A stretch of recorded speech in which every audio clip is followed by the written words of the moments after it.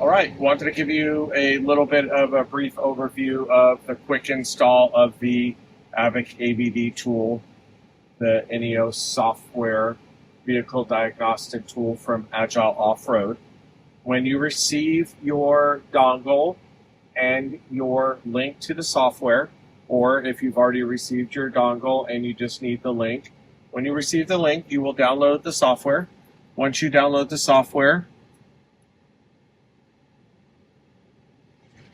you go ahead and click on the software, and the install wizard will come right up.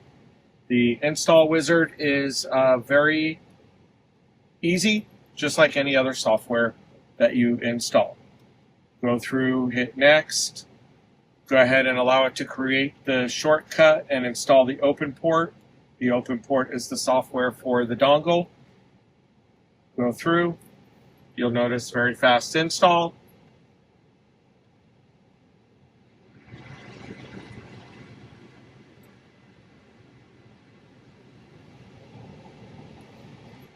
Yes, I want to install the driver. And finish. It'll automatically launch. And as a new user, you will be prompted to put in your license code. You will put in your license code based upon the Agile number that you receive. Put in the whole number, any caps or numbers and dashes exactly like it is. Your name and organization, you can put whatever you want. That's not locked to the license. This is the startup screen. This is where your landing page will always come. Up at the top left, you will see Connect. It'll tell you whether or not the dongle is installed and ready. Right now on my USB-A port, I do have the dongle installed and ready. So it basically shows up. When I hit Connect, it'll allow me to connect to the vehicle. Vehicle health scan, that's going to be one of the primary areas that you're going to work with in the vehicle health scan. I'm not hooked up. Quick scan, deep scan, unknown modules, quick clear. The quick health scan will basically allow you to just quickly review the codes and see what's possible on your system as a fault. You'll have hard faults, you'll have soft faults. Some of them you will not be able to delete or reset because it's not necessary. The deep scan will do a deeper dive. The regular quick scan spends maybe 2 to 5 minutes depending on your vehicle, and then it will give you a reading of everything. The deep scan takes about 10 to 12 minutes, a lot more in depth.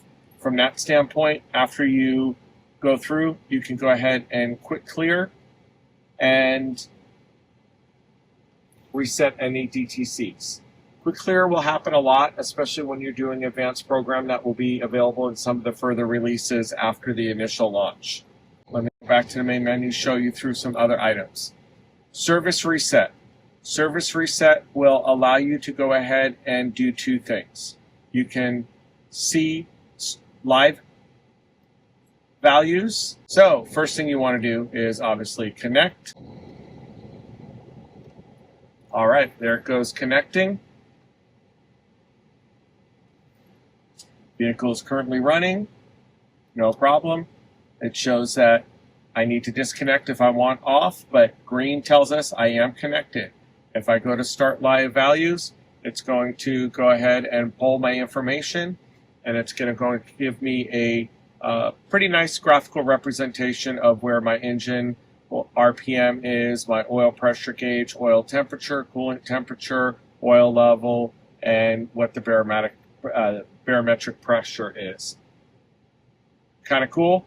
It is lifetime, so as you do things like rev your engine or do other items, you will notice that it starts to pick up and read it based upon the information going through the system.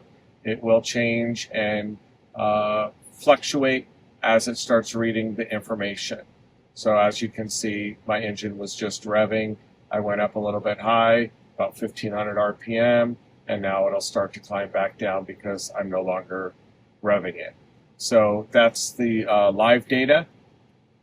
Kind of nice to show through that representation. Service reset. You have some presets. You have the reset date. Some people like to do it, hey, I did my oil change Saturday, forgot to do it. Let me go ahead and back it up to Saturday. Some people want to do it, hey, I know I did it at the first of the month and I want to set it for the first of every month. You can set your different time frames for the mileage. Some people go on mileage based. You can put any number in there. You can go ahead and set it to the days, how many more days until you want an oil change or how many engine hours. All right, when in doubt, make sure that you have a fully charged laptop battery. Thankfully, the Ineos has an electric plug in the back. So as I was saying, you can go ahead and set these to any values. As soon as you are ready to set them, you would go ahead and put in your information, and then you would be able to go ahead and write it to the vehicle. Since I am running right now, I can't actually write it. So in a minute, I'll go ahead and take my key off to show you some other features. But very simple layout, not very difficult. So the areas of interest for the initial release: vehicle health scan, which we saw, service reset, which we saw, and now TPMS. All right, once I'm in the read sensors, once I'm in the TPMS, I can go ahead and read my sensor IDs. The sensor IDs will come up. Mine were already there. And I can go ahead and do things like copy and paste them. I can move them around for rotation, front to rear, left to right, rotate clockwise, rotate counterclockwise, copy. Pretty cool. I also have TPMS live data when I wake up the sensors. And we also have a brand new layout that we are currently testing that basically reads the sensors and goes through and gives us all of the data in a nice graphical layout. We're working on finishing that up because of some of the RCP values that are stored within the system are not hard-coded. They're kind of in a little clipboard area that we're still working through. So that's TPMS. Pretty simple, very nice. You can add in a new value. So if you have new TPMS sensors or a separate set of tires, you can go ahead and read them into the system manually and put them in the corner that you want, rotate them, things like that. Now, let's go into another area that some of you have expressed much interest in. Expert coding. I go into expert coding. Head unit expert coding, TTC, BCM, and first TPMS. TPM expert coding allows you to go ahead and change pressure thresholds, change thresholds associated with your minimum, maximum pressures, your different PSI levels that you want for it to trigger, stuff like that. So all of this is different types of systems that you can play with and work with. This is available on the current version.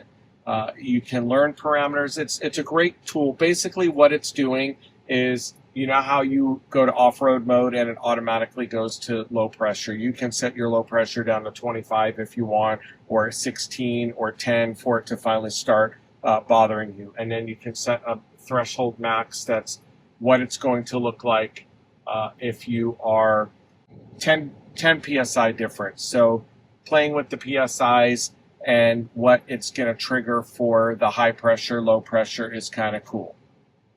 But let's go into the head unit, and it's going to tell you, hey, you want to be very, very careful. You can brake, you can do things. I understand that this is all on me. Right here, which we are getting ready to deploy after we test a little bit, is what most people have been asking. Right here is my data block for different things like daytime running lights, rear speakers, things like that. But the real cool thing that most people want is right here, ADAS, ADAS. I can go ahead and turn ADAS to off. And when I turn it to off, I can then write it to my vehicle. I'm in an experimental stage. I can go ahead and write the changes. And what it will do is go ahead and allow my ADAS to completely stay off. There won't be a menu or anything like that.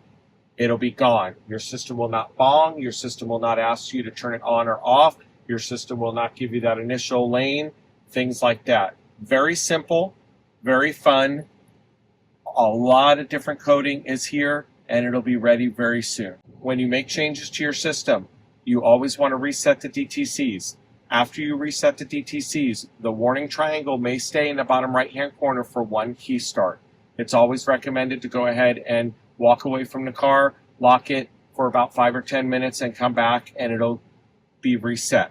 Not a big deal if the triangle is on. It's not going to do anything except being annoyance. It doesn't make any sounds. It doesn't show you any warnings. It's just there. So again, that's a quick, easy fix by locking the car, walking away. So brief overview, brief showing on how to install and how to go through some of the items. Lots of new information will be coming out. Lots of new special stuff will be coming out with live data modules and being able to really troubleshoot and go deep. But this is just the first step for the first release for everybody. Hope you enjoy it. If you have questions, you know how to get a hold of Agile. You know how to get a hold of me on the forums as well as Agile. We just hope that you find this experience to be great, fun, and easy. We'll talk soon. Thank you.